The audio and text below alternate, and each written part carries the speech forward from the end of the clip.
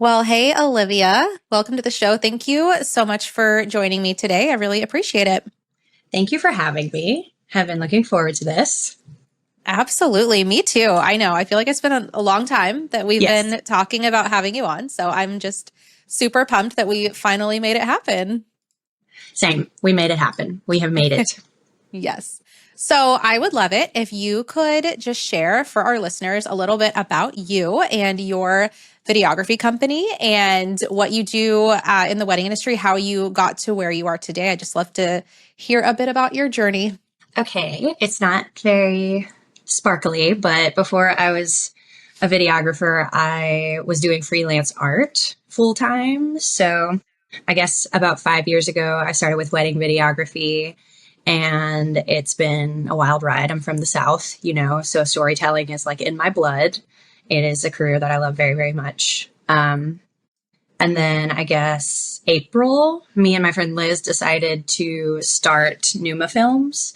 And so it's an entirely female owned, female operated video company and focuses on human connection and storytelling. So even our editors and content creators are women. And yeah, it's been an amazing response since we started. We're just like completely overwhelmed with the response of like everyone being so supportive. And we just can't believe what we've been able to accomplish in such a short time with everyone's help. So happy to be here. Yay. Yeah, that's amazing. You guys have just, I feel like you just exploded onto the scene and have just been completely crushing it in like a short amount of time. So, yeah. And I'm so excited that we just booked a wedding together. So, I'm very excited Yes. to have another one with you this summer because it's been a minute. I'm like, okay, it's Yeah. time. It's time. Yes. Breaking out in hives here. We need to get this rolling.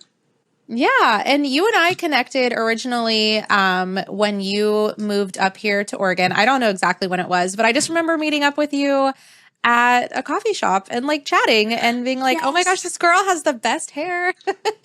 It's compressed. It's in the editing headphones. I'll fluff it at the end of the podcast once I take these off. I remember we got a one of those real food Pop Tarts at the coffee shop. It was like, Oh, I was like, wow, they make real Pop Tarts yes. in the Pacific Northwest. I'm going to love it here. Yes, and that's when you knew that this was the place for you. 3 years in, we're rocking and rolling. Yeah. Oh, I love it. So, okay, when I was kind of asking you, about what you would like to share on, you kind of used the phrase being respectful of the wedding day. And so first, I just want to start with you kind of explaining like what does that mean to you, before we kind of jump into some questions surrounding that topic. Yeah, I think this is a topic that I have to kind of recenter myself on often, even though it's a subject I'm really passionate about. But I think that being respectful of the day is just at the end of the day, remembering that there's a wedding happening. And so beyond my portfolio or how I am feeling that day, two people are getting married. And so a wedding, I have to remind myself, it's not a photo shoot. It's not a video shoot. It's not an opportunity for me to audition to upgrade into another, level in my career, but it's a celebration of the love of two people and not just their love, but the people that are surrounding them. So I have to make sure that I'm doing all that I can to make it a good experience, not only for the couple, but the people that they've invited to be with them that day. So I know that I've told you this before. My tagline is like, if you're walking down the aisle, you're getting married, and I'm getting this like life-changing shot of you. You look beautiful. The lighting is hitting your hair. And I'm just like, wow, I'm going to retire on this shot. This is the most beautiful shot I've ever gotten in my life. But I'm blocking your Nana's view of you walking down the aisle. Then I have not only failed you as a vendor, but like as a human being. So I think just the reminder that, we are there for the sake of the wedding. The wedding is not there for the sake of us. Yeah, that is really beautifully said. And I think is just a great reminder for all of us, especially, I don't know, in like today's world with the rise of content creation and like feeling the pressure that like we have to capture all the details and then share all the like behind the scenes content. And it's like we're working really hard to just have, yeah, like all this content to share. And it's like at the end of the day, like that's not what we're doing here. You know, we have a very important role in somebody's wedding day. And just like you said, I think it's important for us to recognize like just how sacred it is and how, yeah, how we can just all kind of get back to that. And because I think we can just lose sight of that a little bit when it's like, well, we need money and we need this and we need that and we need content. And we kind of can lose sight of what really, you know, what we're really doing here. Right, right. Let's go back to square one. Why are we here? Exactly. Yeah. So, okay. Well, I love how you kind of broke that down for us. So some of the questions that I have for you obviously have to do with this, but I kind of took it off in like some different directions too. So let's see. So can you share with us some things that you do to kind of make sure that you are, I guess one way to put it is like, how do you make sure that you are respecting the wedding day? Like, how do you go about interacting with the couple and their family and their loved ones and, you know, just really make sure that you are centering on everything that you just said? Yeah, I think my intention is to be super professional and put everyone at ease and make them feel seen as soon as possible. It comes off really awkward and self-deprecating humor most of the time.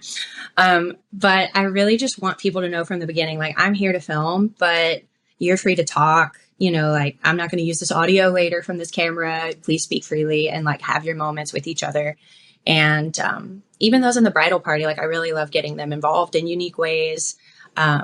We do a lot of fun stuff with bridal party.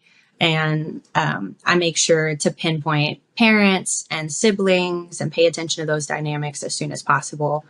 And really, I just want everyone to feel comfortable because having emotional moments, you know, on camera, it can be uncomfortable sometimes if you're aware of the camera. So I just try my best to be a quiet observer. Mm.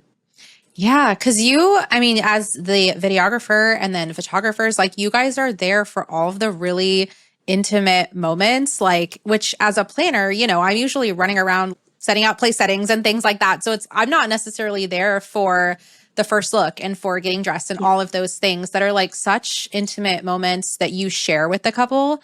Mhm. And I really respect like how intentional you are with that relationship. And it makes me so sad because I just hear stories of like, you know, just the opposite of that, of photographers stressing out the couple and just different things. And so this is just a testament to how it should be done. And I think there's a lot we could all be learning from this. Absolutely. And I think that it is, you know, there's the pressure as a professional to deliver all of those moments. Like you said, content creation, there's so many things. It's like more content available. Like you can get Super 8 now. You could get mobile phone content. You can get photo. You can get I'm not a photographer, so I don't know what the old style photo, you know, the disposable camera, you know. Oh, yeah. So many different forms of content.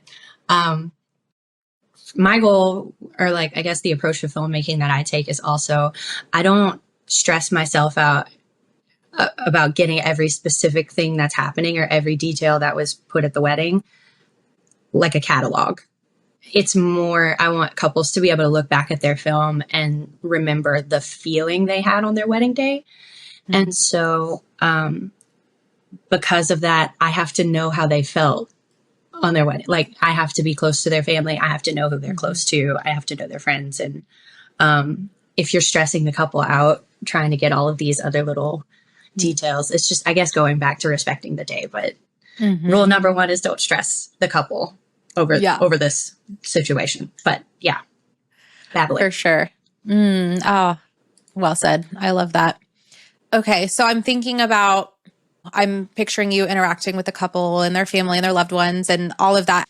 How do you interact with vendors? Like in the same way? Like obviously you're being respectful, but like, do you have any other kind of like what would you add just in how you are interacting with the photographer? Because obviously you guys can be kind of like overlapping a lot and maybe you get in each other's way sometimes. Like how do you deal with all of that? Yeah, I think that I love working with photographers. I love collaborating with them on a wedding day. I feel like they have a different perspective. They're like borderline witchcraft with lighting. I respect them so much. Like they really are so talented at what they do, and they really do carry a larger burden of stress because people are not looking to videographer to continue the timeline along in the same way that they're looking at photographer. So that being said, videography is a pretty new concept in comparison to photography. And so I try to just be as open as possible with them and communicate as clearly as I can. Like, hey, I'm going to have these angles set up during the ceremony, but like, please feel free to walk in front of them. That's why I have multiple ones. You take the couple and get what you need. I'm going to hang back for a second. And then whenever you're done, let me know. I just try to be as flexible as possible because photographers really, they try so hard to like accommodate me, and it's so nice. And it feels so good. And I want to make sure that I'm communicating to them what I need so that they don't have to guess and stress about their timing too, because they have to get a lot more like family formals, and you know, they have to hit on these notes that I'm not having to necessarily hit on in the same way. So I just try to be a team player and let them know I'm there to work with them. Mm-hmm. Yeah. Yeah. I love that. Yeah. Team player. That's a huge one. Like, obviously we all have the same goal on a wedding day. Like, we all want the wedding to be, you know, we want our couple to be happy and to get married and to celebrate with their loved ones. And Yes. we all have that shared goal.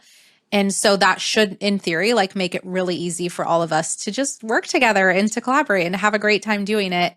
And then I loved what you said about flexibility. I think that's a huge one. Like, we all, you know, we all have situations where things come up that we weren't expecting, or the lighting is different than we were hoping, and any number of things, and just being able to be flexible and work with each other. And then you kind of mentioned like how the photographers, you know, are really like accommodating and like working with you. And just, I think that just ties into like communication and just how important it is to be communicating with our vendors, because, you know, if I can't think of like a specific situation with like a photographer and videographer, but I'm sure there's been something where somebody was like in the way or something, and just like being able to communicate with them and not feeling like, oh, I don't want to step on their toes. But like at the end of the day, you know, it's about the couple. And so just, yeah, having clear communication throughout is always going to be a winner.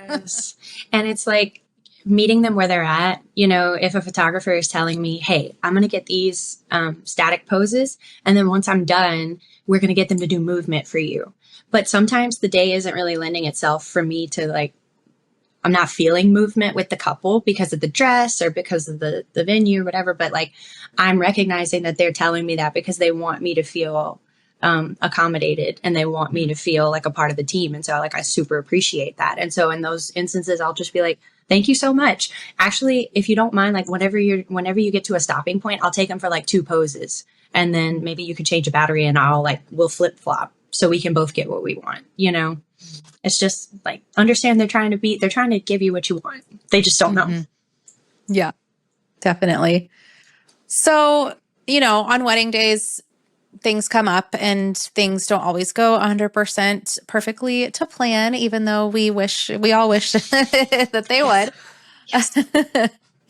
So do you have anything you can share with us of like, if we're in a situation on a wedding day when something comes up and we're like feeling a little stressed inside, like how can we stay calm in that moment and like not let that pressure that we're under, you know, come bubbling out? Like, because obviously we don't want anyone to see us that way. Like, I would hope that we wouldn't want the couple or another vendor to see us like freaking out. So how can we just stay calm and cool and collected?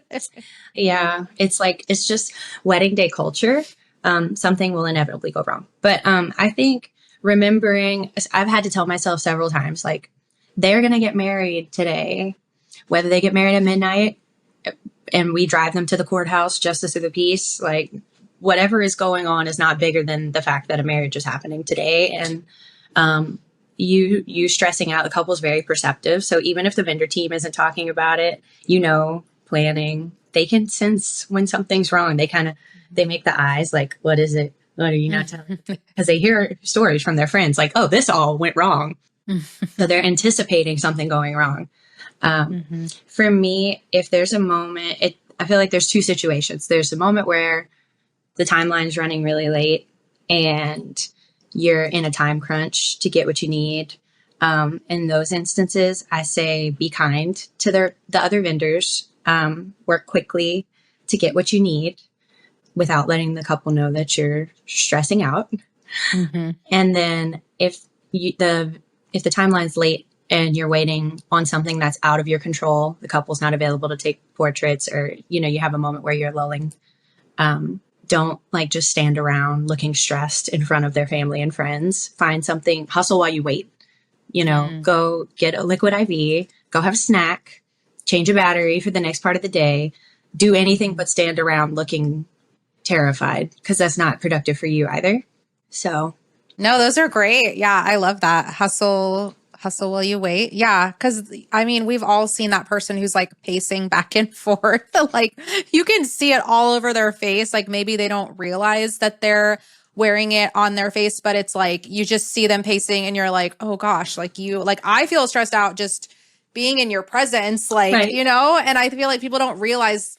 I think sometimes we don't realize like the energy that we're putting off. So it's really important to be aware of that. And like you said, the couple is perceptive, like their family and friends are perceptive, like they're going to notice if something is off. And so we need to be really mindful of, yeah, like what kind of energy we're putting out there and what look we have on our faces.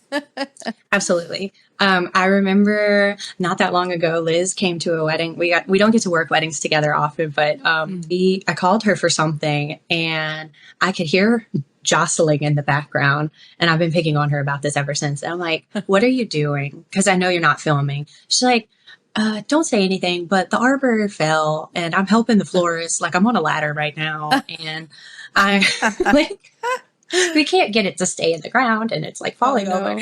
And the girl is, on the other side of the venue taking pictures, having the time of her life. She has absolutely no idea.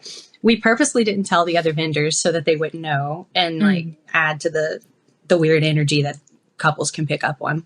Mm-hmm. And I'm like, what a great day that it ended up being for her without anybody making drama or just like, what happened over there with, like the eyes. It's like that also adds weird energy. It's like just support each other. Climb on a ladder. Be a Liz. Just grab the flowers. Do the job. Oh, I love that. That's such a good example of just, yeah, jumping in there and helping out. Like she's not a florist, but she's doing what she can. Like we all have to have each other's backs because those things happen. I had a wedding where their arbor, like a gust of wind came by and just like knocked the whole thing down. It was like the same thing, like except it broke the arbor. So we had like groomsmen because this was honestly like right before the ceremony started. And so the groomsmen we were grabbing like rocks and like just putting them around the arbor because like the leg had like broken and like it was like totally jimmy rigged. It was quite ghetto, but I mean, you couldn't really tell in the photos because the wedding party was all there. Like it was totally fine. Everyone was a great sport, but like we all had smiles on our faces. We're like, this is no big deal. This happens all the time. Like, be thankful this is what went wrong and not something else. Like it could have been way worse, Uh-huh. That's awesome. I love that. I love people that are good sports too. Mm-hmm. For sure. Oh, very cool. Well, okay. So do you have any other like strategies or things that we could do to ensure that our couples feel supported and stress-free on their wedding day? Because it's more than just not stressing them out. You know what I mean? Like obviously we don't want to do that, but like, can we do anything to like be preventative? What else can we be doing? I think reading the room, people, they can plan their wedding for months, but whenever they're on their wedding day, you probably experience this all the time. They're feeling different. So the couples that are like, we're going to take 6 hours of portraits. Those are the main ones that are like, actually, we didn't do a first look and I need a snack and I'm watching everyone drink and have fun and I'm quite sleepy. In those moments, I never want the couple to feel like, well, you're depriving me of portrait time because you're tired, even though I told you to do a first look, like something like that. I would at that point just be like, hey, let's do 5 minutes and then we're going to get you out of here. You don't have to take like, I know you're tired. I know that you would rather at this point be with your family. and be with your friends. And you're not going to remember these portraits. You're going to remember watching your friends and family drink and eat little cocktail weenies in front of you. And so I think just reading the room, you know, if they need a break or if they're looking dejected or they're stressed, get back to fun, get back to a place where they feel comfortable, and remember that they did the hard part. They got married and this is the best day of their life. You know, don't put pressure on them from, I guess, going back to the respect of the day. Don't make them feel like they're depriving you of something if they're tired. Let them enjoy their day the way that they want to in that moment, in an authentic way. Mm-hmm. Yeah, definitely. I know. And it goes back to like just being flexible too, because obviously we have a whole plan of how the day's going to go and how the timeline's going to be, but a million different things can happen to throw things off.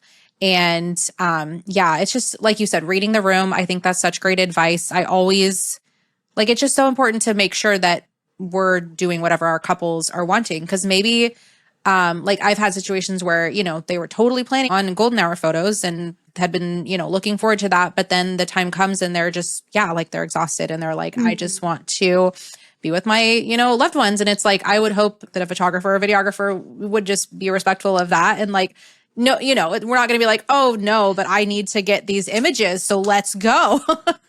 Yeah. Yes. I feel like after you've been doing it a while too, you can tell the couples that will regret cutting it short, and you can kind of give them what they need to push through. Like, hey, I know you're going to want this later. I know you're tired. Can I get you something to drink? Can I get you something to make you more comfortable just for a second? Like, do you need to sit down for a while?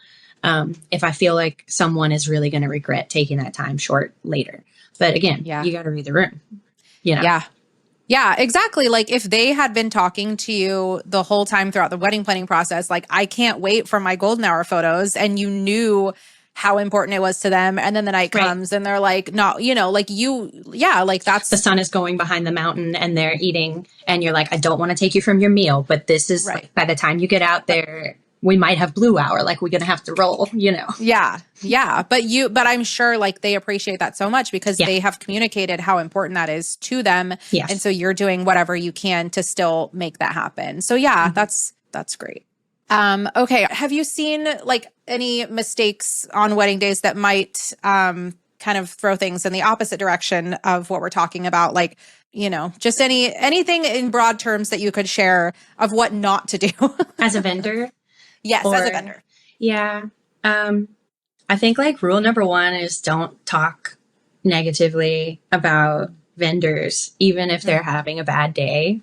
It could just be that they could just be having a really bad day. Yeah. I think, for vendors working on a wedding day, remembering, you know, like we said, the couple can pick up on things. And so, the vendor team should do all that they can to work well together and show that they're closing ranks on a wedding day, you know, that they're working it, like Miss America says, we're all on the same ship sailing home, you know. So regardless of how successful someone is or accomplished, just treating each other as human beings and, you know, with kindness and dignity and just looking for ways to help and take an interest in other people, even if you don't get anything back. That's like, it's investing in people is not a bad idea ever, because humanity is an investment that will always come back to you, even if, you know, it's, you always get more back if you care about people, like truly care about people. So that doesn't make any sense, but you get what I'm saying. No, I totally get what you're saying. Yeah.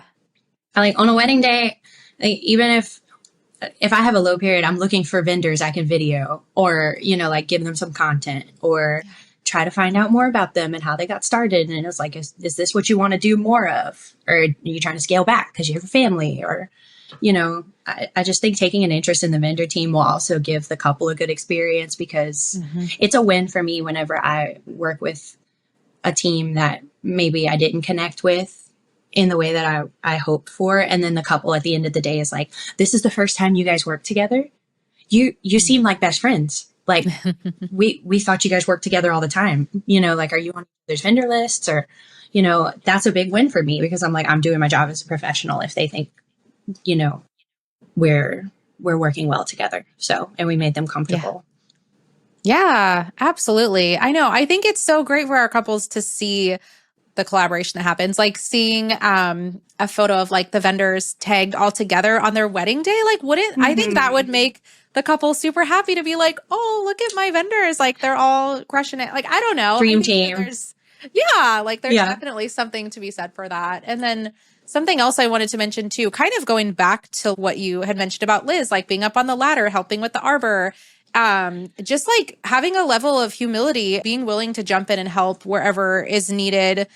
I think at the end of the day, this applies to my work too, but there's 100 people behind you that do what you do for half the price. And that's like just the reality of the market that we're living in. But people will remember how you made them feel.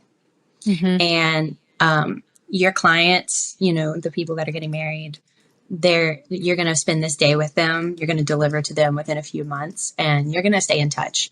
But your repeat clients are vendors. So it's your job to make them feel dignified and happy and give them a good day, because you're going to work with them again, hopefully. Yep. Yeah, that's such a good reminder. And I think people honestly forget that because they, obviously we're working for the couple and we want them to have the best experience. But it's also really important that we're giving the vendors that we're working with a great experience, because otherwise they're not going to refer us. They're not going to want to work with us again. And that's really sad. And that's not Right. what we want. So how can we, be creating a great experience, not just for the client, the couple, but for all the vendors who are a part of that day as well. That should be a huge priority for us. Absolutely. I don't know if I'm afraid to admit that I watched The Bachelor Oh, in the past, I do too. long time ago. Don't even remember. But the girls are like, they're like fighting like cats and dogs. And then in all of their little interviews, they're like, I'm just here for Jason. Like, I'm not here for any of these women. Like, I'm here for Jason.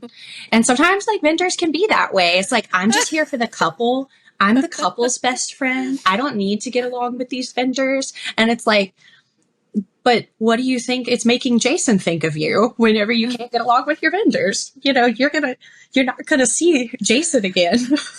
It's a stretch, but The best analogy I've ever heard. I love it. is it land like it's like don't kid yourself into thinking that the way you treat people, even if you don't think you're going to encounter them again, like it doesn't matter. I'm just Right. here for Jason. That was perfect. I love it. I don't know where that came from, but I was like, this is It it. just came to you. It's the hair. Love it. It's full of secrets. Oh my gosh. Okay. This is fantastic. All right. I have like one or two more questions. Let's see what we can get through. Okay. So you've already given like so much great advice.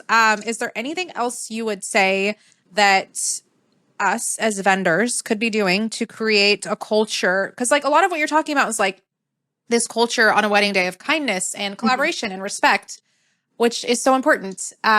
Is there anything else we can be doing to just help like foster that type of culture on a wedding day? Yeah, I think my main thing is communication and kindness. So people in psychiatry talk about like scripting each other. You kind of assume people feel a certain way. And I think as vendors, because the wedding industry has been around forever, we kind of assume like, okay, so photographers need this, and wedding planners, they're going to want this, and videographers are going to want these kind of shots. And I think that if we just took like maybe 5 minutes before a wedding day and just be like, hey, what's your strategy today? Like, what can I do to give you a good day? These are the things that I'm going to do. But I'll even tell photographers like, hey, if you need to flash during the reception, if it's dark, please feel free. Don't worry about me. I have a light if you want to look at it ahead of time, if you think that would be helpful for you. If you think it's hideous, we can put it in my trunk and we can pretend like I never offered. I just think not assuming. I've fallen into the trap of it, just like assuming what photographers need. I'm using photographers as an example because I work closest with them on a wedding day besides a planner, but just making sure that I'm actually asking and not projecting what they need, not assuming that I'm giving them what they want just because I've worked with 1,000 photographers before, because everybody's different. Hmm. Yeah, definitely. I loved what you were saying about like asking them, what can I do to give you a good day? It's such a simple question that we can ask, but I think it would make a really big impact Mm-hmm. on somebody. And so I think anytime that we can just be looking out for others and looking out for our vendor team and just doing what we can to make it a great day for everybody involved, like that is the way to go. Absolutely. Liz, just bringing Liz into this, but she will even ask vendors, specifically the photographer and the wedding planner, like, hey, what do videographers do that irritates you? And I'm like, you are so brave, because I don't want to know. Like, I'm afraid that is something I've been doing all day.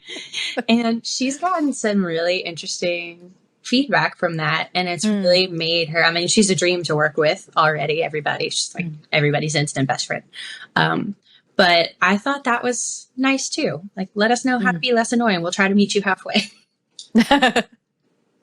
Yes. No, that's amazing. That's such a great idea. I think, yeah, we can get a little bit scared or intimidated to ask that because it's like, oh, yeah, like what if it's something that I am doing or what if I get called out? But like if we don't ask, then we won't know, you know? And we always, I think we should always be wanting to improve and wanting to do better in our businesses. So that's a really fantastic way for just, to ask for feedback in like, a not, because you're not necessarily saying, what can I do better? You're just saying, like, what do other videographers do that drives you crazy? What do other planners do that drives you crazy? Like, that's great.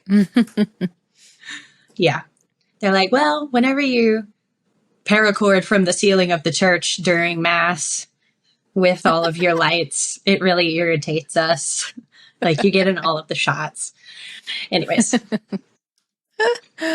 Oh my gosh. This has been so good. So, can you just leave us, maybe, possibly, with one final piece of advice that you would like to share with wedding professionals about how we can just respect the wedding day?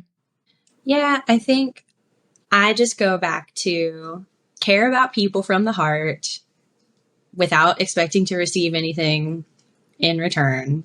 Tangible, don't expect to receive even respect back, but care about everyone genuinely, and you will have a good day. You are guaranteed a good day because you'll know that you've gone above and beyond. I think that your couple will be able to feel it too, and they'll be able to look back on the day as something that was personal and not just another check off of a career list, but something that is authentic and, like you said, sacred. I like that word. Yeah, just remember, there's a wedding. There's a wedding happening, and it's a privilege. Like, it really is a privilege to tell the story. And yeah, when you do it a lot, whenever you do it every weekend, it can be difficult to remember that. But yeah.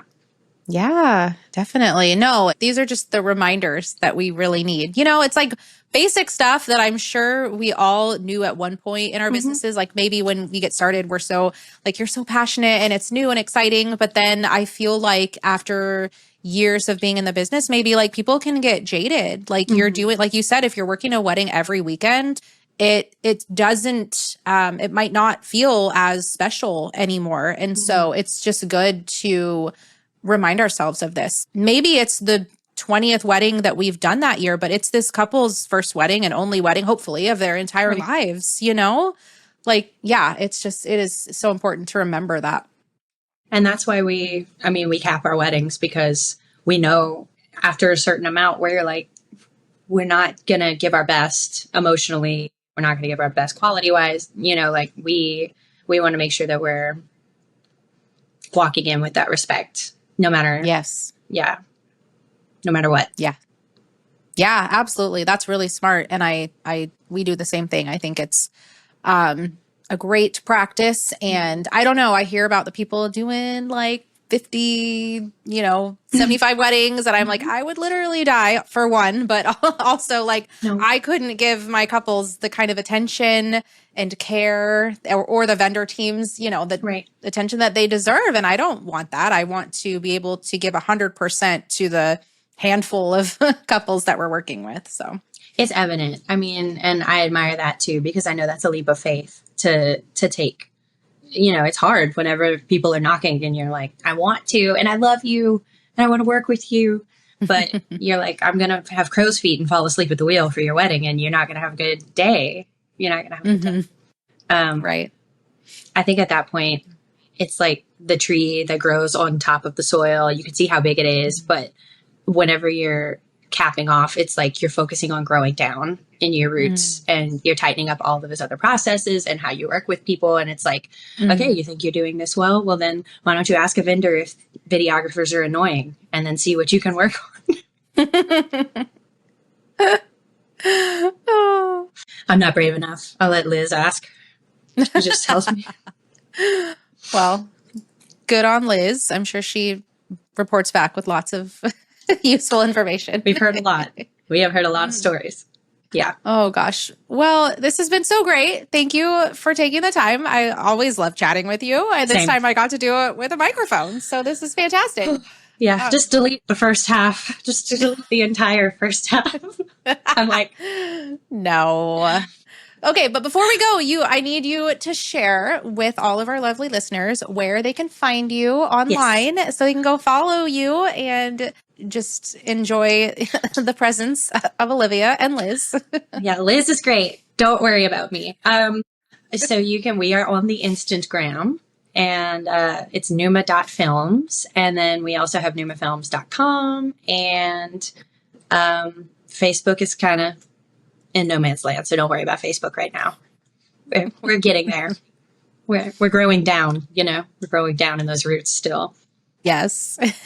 Yeah. Okay. Well, I will put all of that in the show notes, and everybody go check them out. They are extremely talented videographers and also just really awesome people.